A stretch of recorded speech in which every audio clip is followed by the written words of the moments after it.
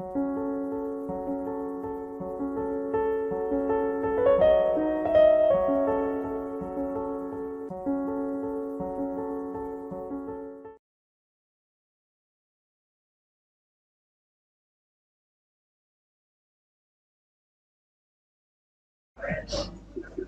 kamu dulu ya? Sok.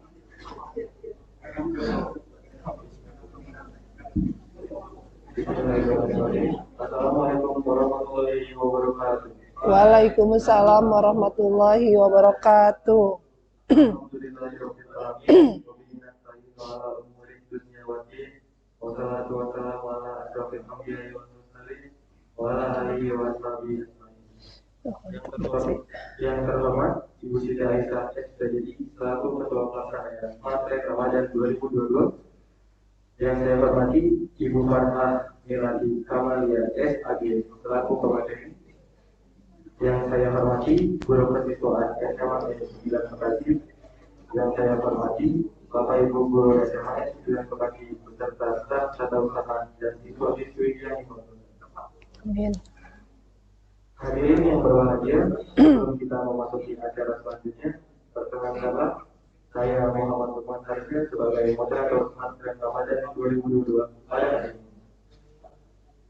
Teman-teman sekalian, setelah usai pelaksanaan salat duha dan tadarus bersama, maka dari itu, marilah kita memasuki acara selanjutnya, yaitu penyampaian materi mengenai Al-Quran dan Hadis yang akan disampaikan oleh Ibu Farhah Mirati Kamalia SAG.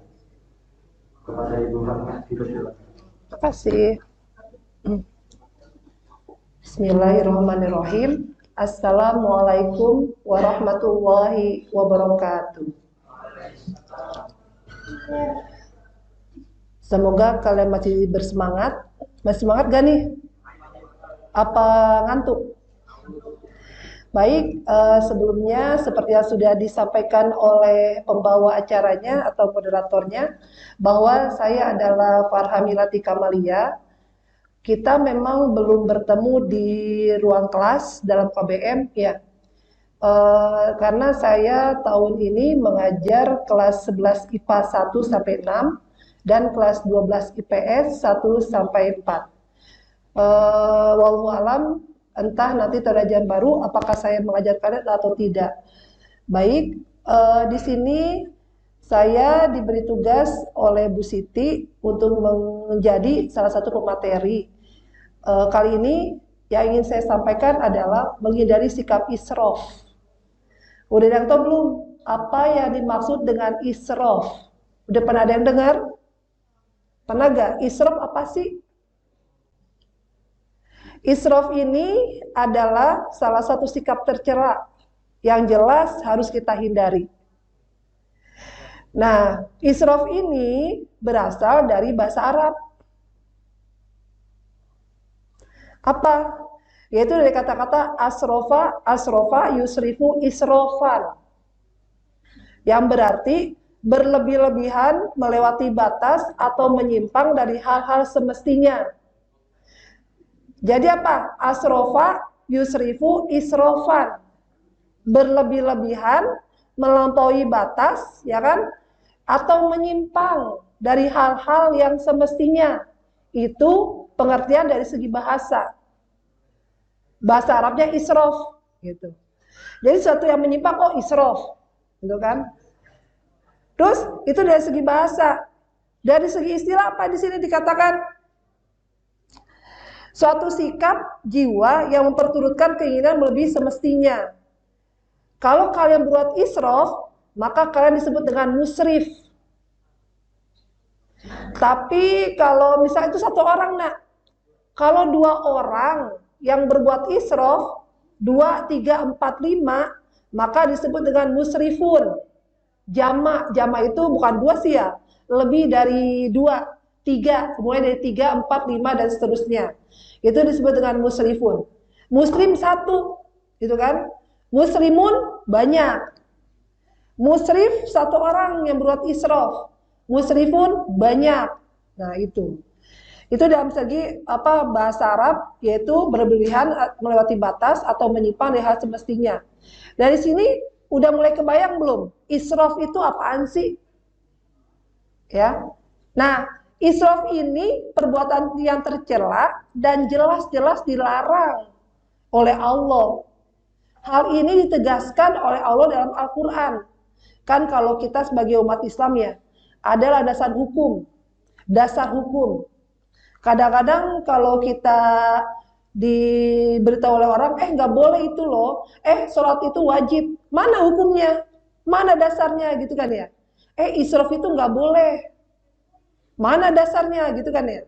Nah, di sini ada nih, yaitu surat Al-A'raf ayat 31 yang berbunyi, ya bani adama khudhu zinatakum inda kulli masjid wa kulu washrabu wa la tusrifu innahu la yuhibbul musrifin.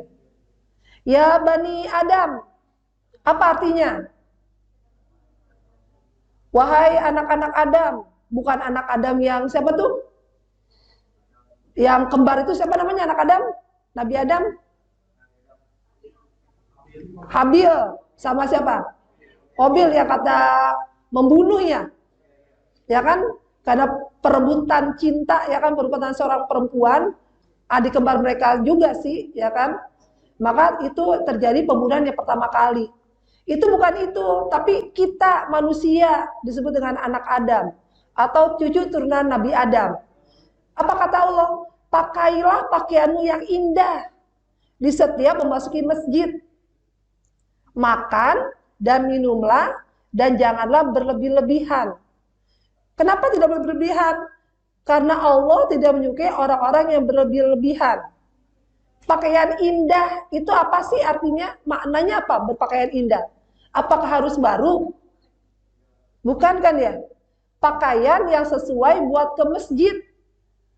Artinya ya sebetulnya sih ya, mau ke masjid atau kemanapun, ya nama perempuan harus tutup aurat gak? Harus, wajib. Jadi tutup aurat itu bukan hanya ke sekolah sebetulnya. Apalagi bukan hanya ke masjid.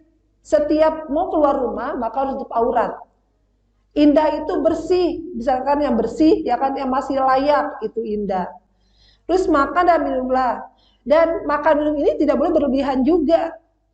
Kalau kita makan berlebihan di luar batas kemampuan perut kita buat menampungnya, maka itu dikatakan dengan israf. Terus itu tadi Al-Qur'annya. Untuk memperkuatnya maka ada hadis Rasul nih. Hadis Rasul apa? Dari Amr bin Suhaib, dari bapaknya, dari kakeknya. Beliau mengatakan, Rasulullah bersabda, kulu washrobu walbasu watasaddaqu fi ghairi israfin wala makhila. Apa katanya? Rasulullah berkata, makan dan minumlah, berpakaian dan bersedekahlah, tanpa bersikap berlebihan dan sombong. Ini kuat nih jadi nih. Jadi ini benar-benar israf itu dilarang, nggak boleh kita lakukan. Terus slide berikutnya. Nih, kenapa dilarang? Karena sikap israf ini salah satu sikap atau perilaku tercela yang sangat merusak bagi pelakunya sendiri akan merusak pelaku sendiri ataupun orang lain. Kok bisa ya? Kok bisa sih merusak pelaku sendiri yang berbuat dan juga merusak orang lain? Bisa nggak kalian mencontohkan? Kenapa bisa seperti itu? Ada yang bisa mencontohkannya apa? Kan perilaku menyimpang, ya kan? Salah satunya ada tahu kisah Nabi Lut? Tentang apa sih Nabi Lut ya? Homoseksual ya. Maka diazab, itu azabnya apa? Masih ingat azab yang menimpa umatnya Nabi Lut apa? Ya, kaum Sodom itu diazabnya apa? Hujan batu kan ya. Terus dunia terbalik ya, ada yang gitu ya, bilang gitu ya. Terus yang kena itu siapa saja? Yang berbuat sama yang tidak berbuat kena juga. Tuh. Terus ada lagi perilaku yang melampaui batas. Misalkan gini, orang menebang pohon. Kan kadang-kadang kita itu butuh kan ya, kayu kan. Entah itu buat pintu, buat meja, buat kursi, buat segala macamnya butuh kayu kan. Tapi kalau melampaui batas, bagaimana akibatnya? Jadi kan tidak ada lagi yang bisa menahan air kan ya. Jadi air langsung jatuh ke darat, ke daerah rendah, akhirnya banjir. Nah, banjir ini akan dinikmati oleh siapa? Apa pelakunya itu sendiri atau orang lain? Orang lain juga kena kan? Atau kan buang sampah nih sembarangan. Buang sampah pluk aja. Bukan cuma seplastik. Satu orang aja nih sekelas ini buang sampah cuma bekas es atau cilok misalkan satu bungkus plastik buang. Dikumpulin banyak gak? Banyak. Nah, nanti kalau terjadi banjir, ya kan di MGT misalkan, buang sampah terus mampet nih, banjir. Itu belum tentu yang terkena dampak banjir itu orang yang buang sampah, nak. Tuh. Jadi itu yang dimaksud dengan bukan hanya yang dampaknya itu bukan pelaku itu sendiri, tapi juga orang lain. Itu maksudnya seperti itu. Terus apa nih? Nah, di dalam israf ini ada dua kan, ada pelaku menyimpang dan melampaui batas. Nah, di sini dikatakan perilaku menyimpang itu lebih berkaitan dengan hal-hal yang bersifat larangan. Kayak tadi kaum Nabi Lut yang disebut dengan kaum Sodom, ya kan? Mereka menyimpang. Kenapa menyimpang? Karena mereka menyukai sesama jenis. Laki-laki suka dengan laki-laki, gitu kan ya? Perempuan suka dengan perempuan. Itu menyimpang. Pacaran juga ternyata menyimpang. Kenapa menyimpang? Karena perilaku yang berkaitan dengan hal-hal yang dilarang oleh Allah. Tuh.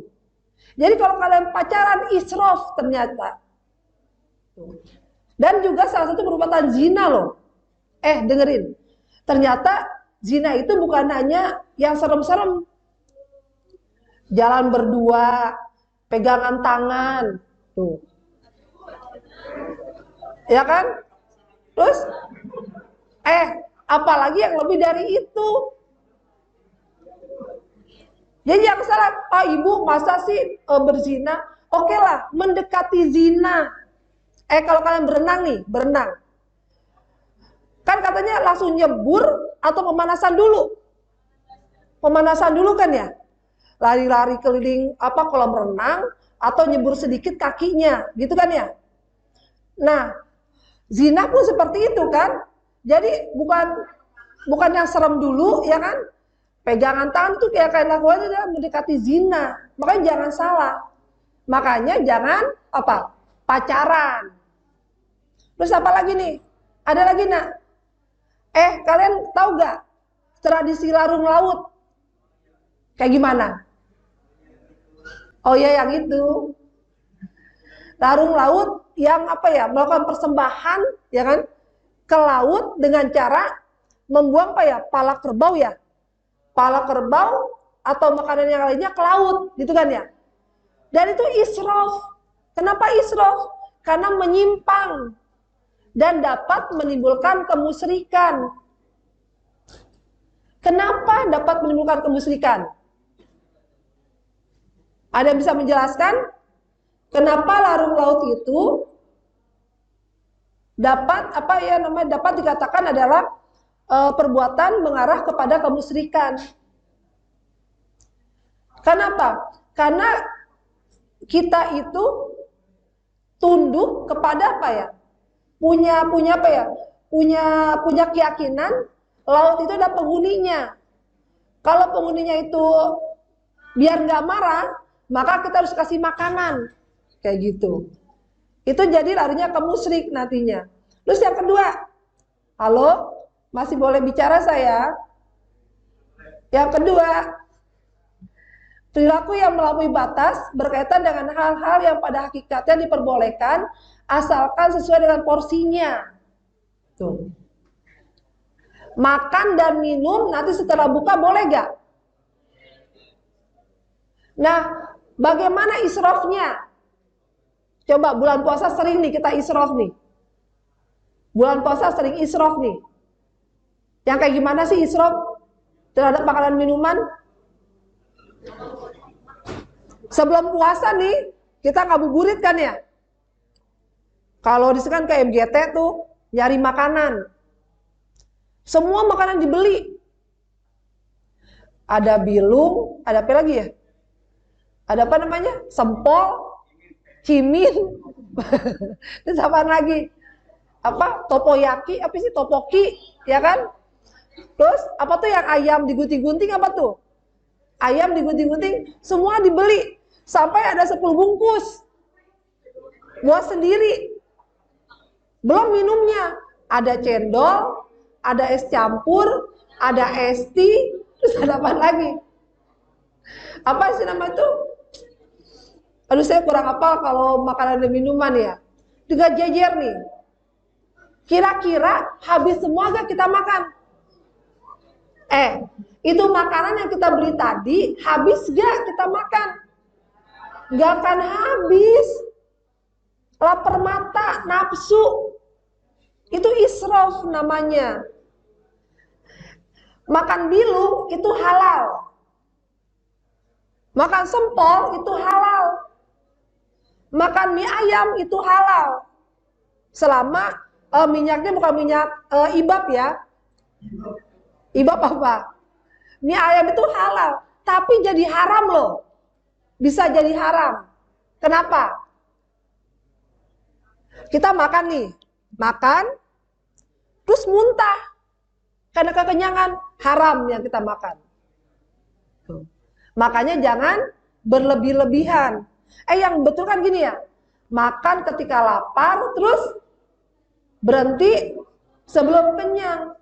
Kalau kita tunduk pada sunnah Rasul, makan ketika lapar, berhenti sebelum kenyang, insya Allah nggak gemuk.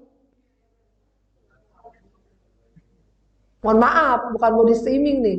Tapi ada sih body shaming ya. Beberapa nih ada nih kayak saya. Saya makannya sedikit. Minum air bening juga jadi gemuk. Ada ibu-ibu kayak gitu. Dia jarang makannya sedikit, banyak bekerja tapi minum. Itu yang menggemukkan.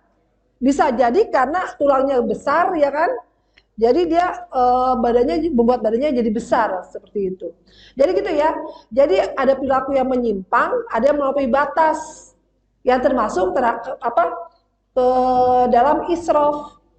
Terus apa lagi? Ini saya mau bercerita nih.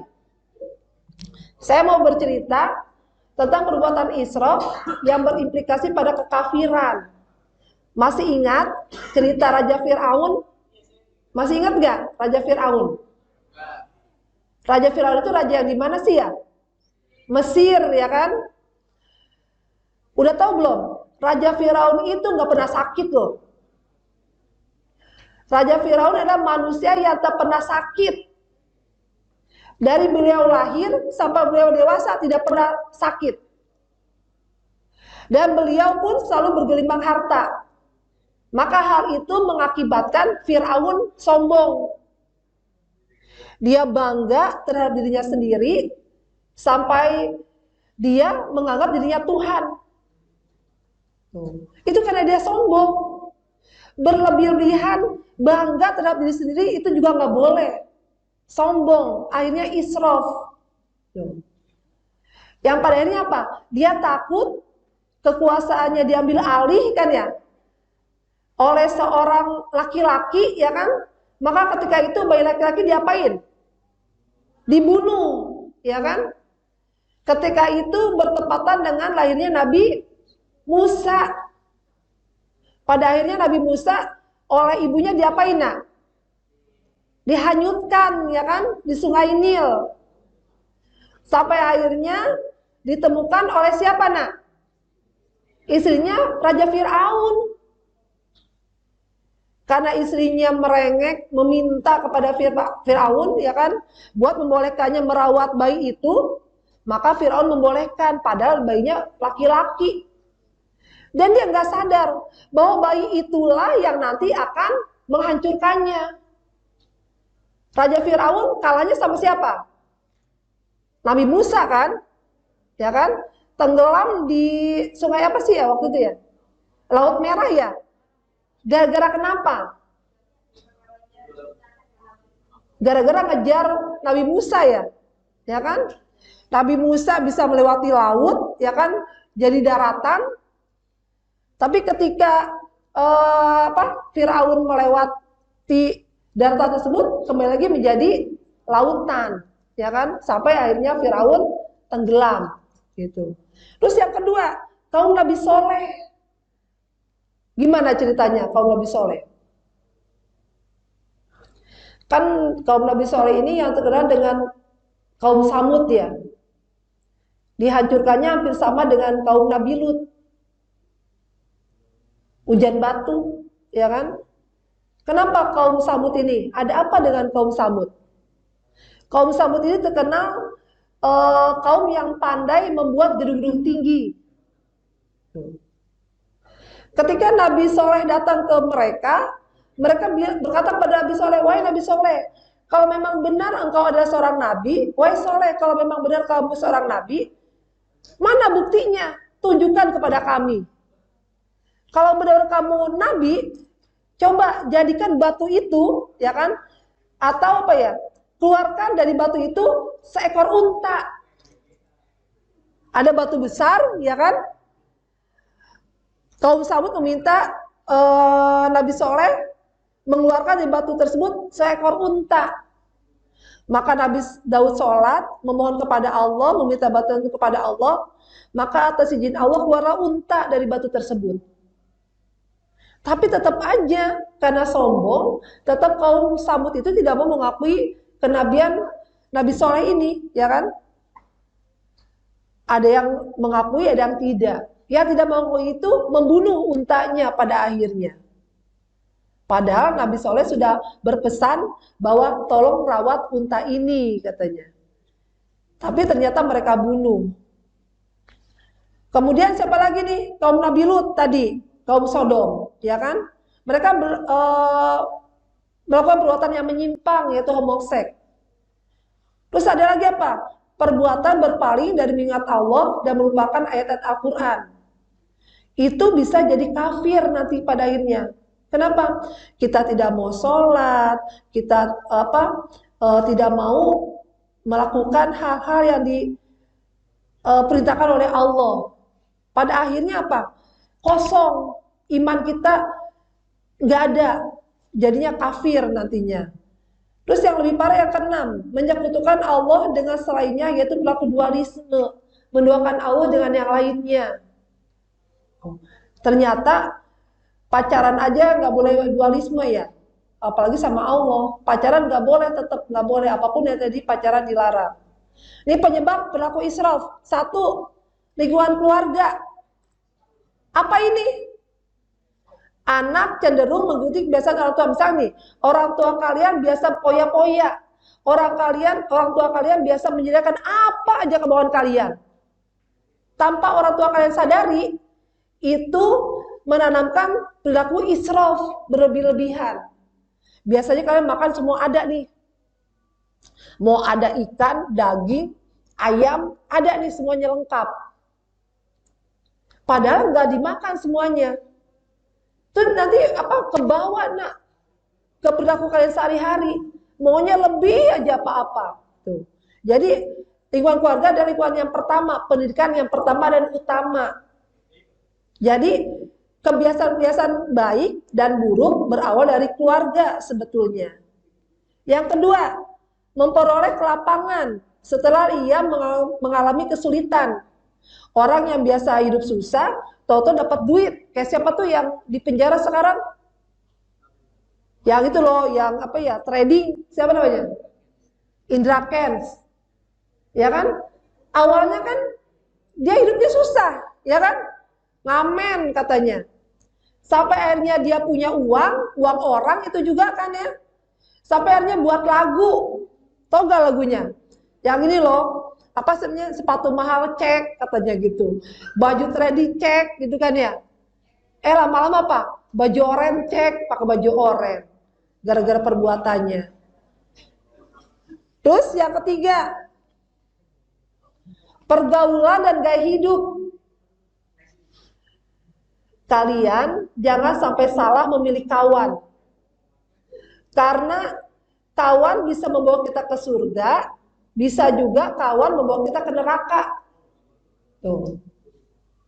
Jadi apa? Sering-seringlah kalian ke majlis taklim, ke majlis ilmu. Ke tempat kayak gini nih.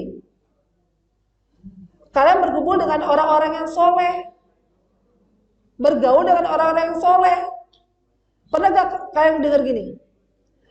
Kalau kita berkawan dengan tukang minyak wangi, maka kita kebagian wanginya. Pernah gak dengar? Ya kan? Kalau dulu nih, kalau zaman saya ada minyak tanah. Kalau kita bergaul dengan tukang minyak tanah, kita akan kena bau minyak tanahnya. Tuh. Ya kan? Kalau kita bergaul dengan orang yang suka ngobrol, kita akan jadi juga tukang ngobrol juga. Jadi kalau kita mau baik, maka pilihlah teman yang baik juga. Kan kadang-kadang gini, kalau misalkan ada satu anak nih, yang sering bolos sekolah, biasanya gurunya nanya begini, emang temennya siapa sih? Dia, pantes temennya si A, yang suka bolos. Awalnya dia nggak bolos, karena berkawan dengan yang anak suka bolos, lama-lama terbawa. Nah, seperti itu. Terus yang keempat, lupa dengan dahsyatnya kiamat. Atau lupa bahwa hidup itu adalah sementara. Jadi dia maunya poya-poya, belanja. Ya kan, ini mau lebaran nih. Lebaran berapa hari sih? Lebaran sehari, 2 hari, 3 hari, 5 hari, seminggu, sebulan. Ya kan? Sholat idnya berapa kali? Sekali, masa 2 kali sholat id? Nih.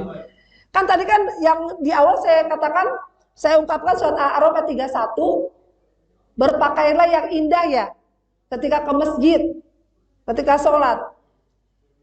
Sholatnya cuma sekali, kenapa beli baju lebarannya 5? Ya kan? Kan logikanya gini, kalau sholatnya sekali, ya beli bajunya 1 aja. Maksimal 2. Kalau udah 5, berarti israf, berlebih-lebihan. Gitu. Jadi jangan nafsu, beli ini, di Shopee gratis, Shopee ada turun harga, beli. Ini beli semua dibeli. Jangan sampai ada baju yang tidak pernah kalian pakai. Ada gak? Buka lemari kalian, dilihat isi lemari, biasanya perempuan ini, lihat isi lemarinya ada gak kerudung atau baju, pakaian, rok atau apapun tuh pakaian kalian, ada gak yang belum pernah dipakai? Nanti dihisap itu loh. Jadi apa? Makanya itu jangan berlebih-lebihan. Kalau sekiranya bikin konsepin aja nih, kalau misalkan beli baju 1, maka harus ada baju yang keluar 1 dari lemari. Keluarnya adalah buat sedekahkan ke orang lain. Gitu. Kalau beli bajunya 2, maka yang keluar dari lemari adalah 2. Jangan gini, beli 2, yang di lemari nggak keluar, akhirnya numpuk banyak akhirnya di lemari. Oh, ini kerudung nggak pada dipakai nih, bukan karena jelek ya, entah karena kebanyakan kalian punyanya gitu kan ya. Itu mending kasih ke orang lain. Siapa tahu itu kerudung akan menolong kita. Akhirnya kita bisa ke surga nantinya. Kenapa bisa ke surga? Karena kerudung itu sering digunakan oleh orang yang kita kasih itu buat ke majlis ilmu. Pahalanya kita dapat gak? Dapat. Daripada di lemari, ya kan? Gak dapat pahalanya. Jadi caranya gitu nak. Caranya menghindari israf. Kalau kita nggak mau katakan israf, kalau kita beli baju 1, maka keluarkan 1 dari lemari. Gitu. Beli bajunya 10, keluarin 10 dari lemari. Tapi jangan yang jelek ya bajunya ya, yang masih layak. Kan katanya kan berikan yang terbaik yang kita punya. Jangan yang udah compang-camping kita kasih orang lain. Jangan. Udah? Nah, ini apa nih? Bentuk-bentuk israf. Tadi sudah saya jelaskan secara umumnya, ini khususnya nih. Satu, israf dalam kepemilikan. Itu bentuknya apa? Pamer kekayaan dan berjiwa sombong. Diberi kelebihan oleh Allah, bukan bersyukur dengan cara bersedekah, tapi malah pamer. Dengan pakai baju, ya kan? Yang berlebihan, dengan tujuan pamer nih, gue nih, cakep nih bajunya misalkan. Terus yang kedua, israf dalam beribadah. Ternyata nggak boleh israf dalam beribadah. Yang kayak gimana israf dalam beribadah? Ada yang bisa mencontohkan nggak? Ternyata Rasulullah itu pernah menegur sahabatnya yang bernama Abdullah bin Amru. Karena beliau beribadah berlebihan. Sholat terus. Puasa sampai nggak berbuka. Boleh nggak? Nggak boleh. Ini kali puasa nih. Kita kalau maghrib buka nggak? Jadi nggak boleh, kan ada ya orang yang mau nyari ilmu kesaktian, dia puasa berhari-hari tanpa buka.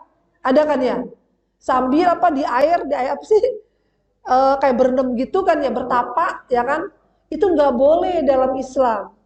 Kata Rasulullah, puasalah dan berbukalah gitu, beribadahlah dan bekerjalah, karena kita diperintahkan oleh Allah bukan hanya hablum minallah saja, tapi hablum minanas. Ada lagi nih, apa katanya, wa mal dunyaka ka'anna kata isu abadan wa mali akhiratika karena katamu tugodan. Bekerjalah kalian buat dunia kalian seolah-olah kalian akan hidup selamanya. Jadi kita kerja, belajar, kesannya seolah-olah kita itu akan hidup selamanya, nggak pernah mati. Tapi jangan lupa ibadahnya. Karena apa? Wa mali akhiratika, bekerjalah buat akhiratmu katanya. Ka'anna katamu tugodan, seolah-olah kalian akan mati besok. Gimana coba? Kalau kalian tahu nih, mau meninggal besok, apa yang akan kalian lakukan? Kebayang nggak? Sholat. Terus ngapain lagi? Ngaji, ya kan? Sholat, ngaji, berjus-jus. Kalau sekarang kan ya, 1 juz 1 hari aja susah banget. Bener nggak? Ada aja gangguannya, ya ngantuk, ya kan, lemes, pusing. Padahal kalau bulan Ramadan, 1 huruf itu pahalanya berapa? 10 kali lipat. Misalkan kayak tadi nih ya, yang ini, mana nih? Yang surat Al-A'raf ayat 31. Nih, dari ya Bani Adam berapa huruf di sana? Ya 1, ya kan? Ba, nun, ya, alif, dal, mim. Ada 6 huruf. 6 kali 10. Berapa? 60. Coba. Kapan lagi kita dapat pahala? 60 pahala. Jarang-jarang loh, kecuali Ramadan. Jadi apa? Pahalanya for sale, gitu kan ya? Diumbar-umbar. Boleh, ayo sini saya pahala, gitu kan ya? Khudzu zinatakum tuh udah berapa nih? 1 ayat aja udah dapat berapa pahala kita? Tuh. Tapi karena pahalanya banyak, godaannya juga makin besar, makin banyak. Apalagi mendekati Lebaran. Apa godaan mendekati Lebaran? Apa yo? Ke warteg. Itu mah bukan mendekati Lebaran, mendekati apa? Maghrib atau zuhur, lagi aus-ausnya. Kan kalau misalkan mendekati Lebaran kan suka ada yang bikin kue, ya kan? Pagi, siang, sore bikin kue. Sampai akhirnya kita lupa ngajinya, lupa ibadah yang lainnya, lupa. Hanya puasa. Sholat sampai sholat antar aja, akhirnya akhir waktu kita sholatnya. Udah, jadi gitu. Jadi israf dalam beribadah juga dilarang, nggak boleh. Karena apa? Tubuh kita juga punya hak buat istirahat. Gitu. Tamu kita juga punya hak buat bertemu dengan kita. Misalnya kita lagi puasa sunnah. Ada tamu datang, sediain makanan, gitu kan ya, tamunya. Puasa sunnah loh, puasa sunnah. Terus kitanya puasa atau buka? Buka. Kalau ada tamu, puasa sunnah ya, bukan puasa sekarang nih. Bukan puasa Ramadan, ingat, puasa sunnah. Terkadang salah ini lagi. Kan karena ngantuk, ngedengernya, oh kata Bu Farha, kalau lagi puasa, ada tamu boleh buka. Ya nggak boleh. Kalau puasa Ramadan, puasa wajib. Gitu.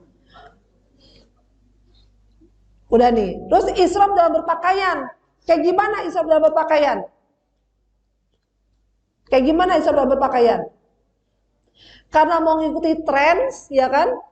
Misalkan tren sekarang, misalkan pakaian itu ada belahan, misalkan.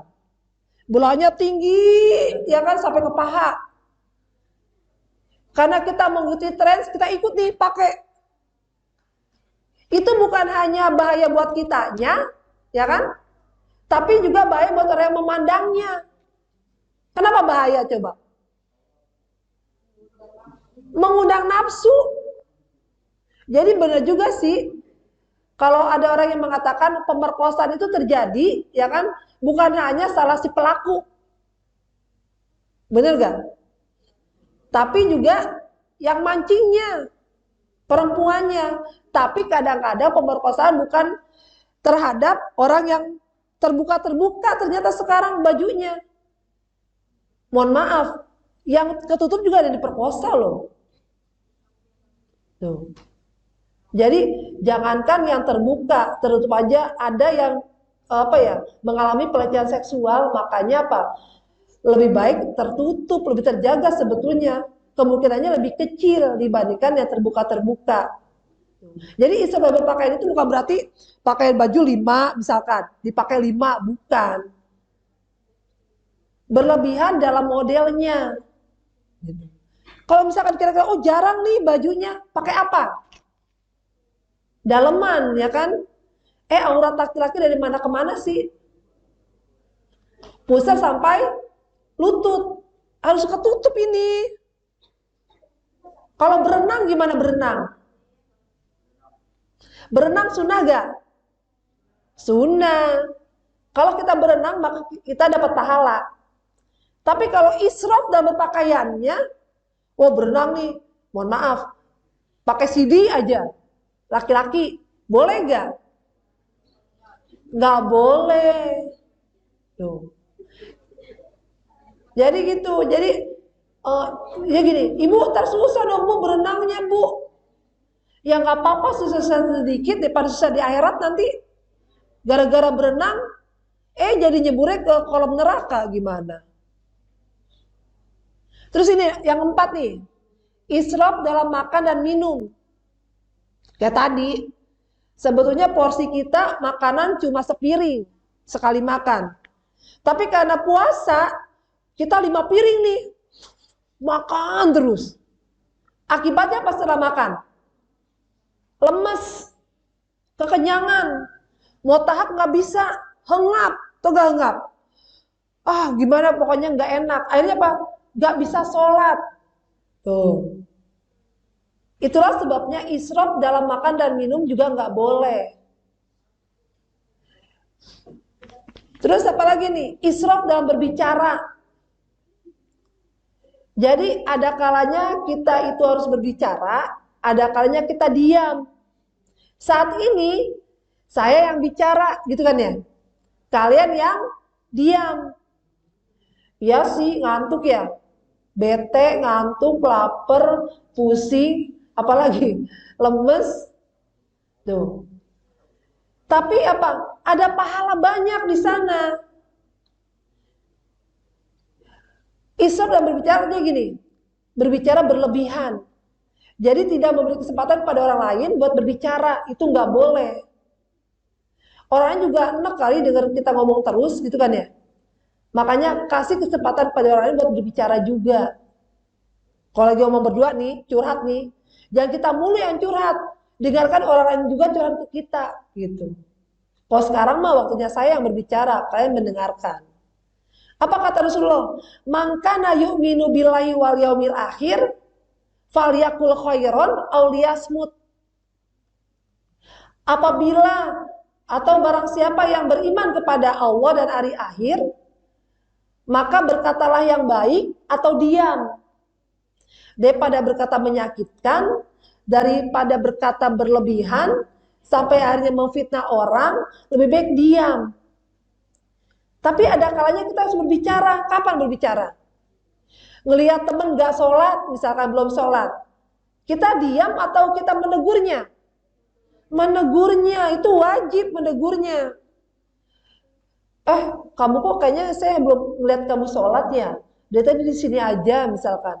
Atau ketika kalian sholat gini, sholat yuk, gitu. Diajak temennya buat sholat. Terus israf dalam perbuatan. Kalian pernah dengar gak istilah overacting? Jadi bersikap berlebihan, gitu kan ya? Itu nggak boleh juga ternyata. Terus israf dalam menuntut hak, ya kayak gimana? Sampai demo, ya kan? Demo berlebihan demonya, merusak pagar, merusak fasilitas umum. Itu nggak boleh seperti itu. Terus selanjutnya apa? Udah? Dengerin? Sebentar lagi, tenang-tenang. Dampak memiliki sikap israf apa? Dapat membuat hati menjadi keras karena sombong. Tidak mau mendengar pendapat orang lain. Itu salah satu dampak memiliki sikap israf. Dan memadamkan cahaya keimanan. Lama-lama iman terkikis akhirnya. Terus yang lebih bahaya sama bahayanya, sahabatnya setan. Jadi israf dengan mubazir itu sama sebetulnya. Sama-sama sahabatnya setan. Karena setan suka yang berlebihan. Terus, nih upaya menghindari sikap israf. Satu, bersyukur dan sabar. Kalau Allah memberi kelebihan, kita harus bersabar. Bersabar untuk tidak berbuat berlebihan. Ngerti gak? Misalnya gini, oh saya diberi rezeki nih, oh berarti gak boleh pamer. Gitu kan? Saya bersyukur, gimana caranya? Bersedekah, berinfak, itu caranya bersyukur. Terus yang kedua istiqomah, ibadah istiqomah. Tapi ingat, jangan berlebihan dalam beribadah. Sholat sunnah, sholat tahajud, gitu kan ya, semalaman suntuk. Akhirnya sholat subuhnya ketinggalan. Kenapa ketinggalan? Ngantuk, tidur. Itu nggak boleh kayak gitu. Sholat subuh wajib nggak? Wajib. Sholat tahajud sunnah. Masa wajib kalah dengan sunnah? Boleh. Bagus tahajud. Kalau mau tidur ya kan, pasang alarm. Alarm bunyi, bangun. Sholat subuh. Pas subuh alarmnya bunyinya gitu. Terus menundukkan hawa nafsu. Tidak mengikuti hawa nafsu jika melakukan sesuatu. Jadi, kan kalau misalkan kita hawa nafsu, maunya lebih aja. Aduh, kayaknya cendol enak. Kayaknya es campur enak. Ini risol enak. Bawang enak, combro enak, semua dibeli. Itu hawa nafsu namanya. Nafsu orang puasa. Jadi kita harus menundukkan, astagfirullahaladzim, saya ini nggak akan cukup nih makan semuanya. Bagi ke orang lain. Beli banyak tapi buat berbagi itu nggak apa-apa. Yang keempat, hidup bersahaja. Jadi berlatih mengatur segala pengeluaran ya kan dengan manajemen yang baik. Jangan apa, ngeluarin aja belanja terus gitu. Udah? Ada yang mau bertanya? Apa yang maksud dengan israf tadi? Apa yang maksud dengan israf tadi? Perbuatan tercela yang berlebih-lebihan, ya kan? Atau menyimpang atau melampaui batas, gitu. Jadi bersikap berlebih-lebihan, itu namanya israf. Ada israf dalam berbicara, ya kan? Israf beribadah, tuh.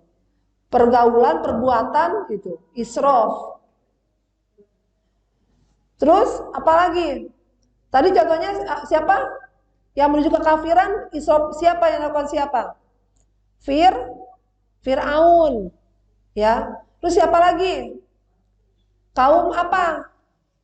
Kaum Samud. Yaitu kaumnya Nabi Soleh. Ya. Sudah 11:23. Ada yang mau bertanya enggak? Kalau misalkan kita ngaji, misalkan 2 kali hatam, itu berlebihan enggak? Oh, enggak berlebihan. Berlebihan kalau gini, semalaman ngaji aja, tapi enggak sholat subuh, malah tidur, itu beribadah, berlebihan dan beribadah itu namanya. Tuh. Kalau main game terus, israf enggak? Israf. Sampai melupakan yang wajib. Sampai kalian dikendalikan dengan games atau apa? Tuh, ya. Jadi apa? Kan ada peribahasa yang mengatakan khairu umuri awsatuha. Sebaik-baik perkara adalah pertengahan. Jangan berlebihan dan jangan pula kurang. Gitu. Jadi yang bagus adalah pertengahannya. Demikian dari saya, sudah 11:25. Saya kembalikan lagi kepada moderator atau pembawa acara. Silakan. Assalamualaikum warahmatullahi wabarakatuh.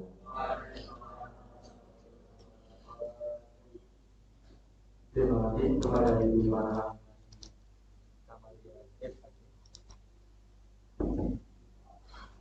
atas materi yang telah disampaikan. Kesimpulan pada materi kali ini adalah apa itu Isra? Apa itu Isra?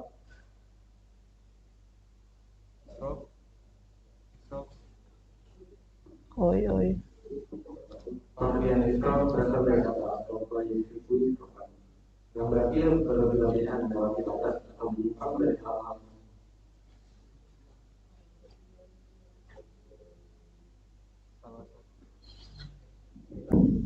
Salah satu sinopsis Isra ini adalah perkara yang sangat mengangkat beberapa berdiri maupun lainnya. Sifat melampaui batas berlebihan ini mengancam masa depan umat manusia. Sebab perilaku Isra, satu, lingkungan keluarga, anak cenderung mengikuti kebiasaan orang tuanya. Kedua, memperoleh keamanan setelah yang mengalami kesulitan dan kesusahan. Ketiga, hidup. Keempat, lupa dengan dahsyatnya kiamat. Bentuk-bentuk Isra itu ada 3. Satu, Isra dalam pemikiran. 2, Isra dalam beribadah. 3, Isra dalam Semoga apa yang telah disampaikan dapat menjadi pelajaran dan ilmu yang dapat diterapkan dalam kehidupan kita selanjutnya. Amin ya robbal alamin. Saya Muhammad Tumarsya jika telah membuat pelajaran dari masing-masing kesalahan yang disengaja maupun disengaja mohon dimaafkan. Semuanya kesempurnaan hanya milik Allah Subhanahu wa Ta'ala. Saya undur diri. Wassalamualaikum warahmatullahi wabarakatuh.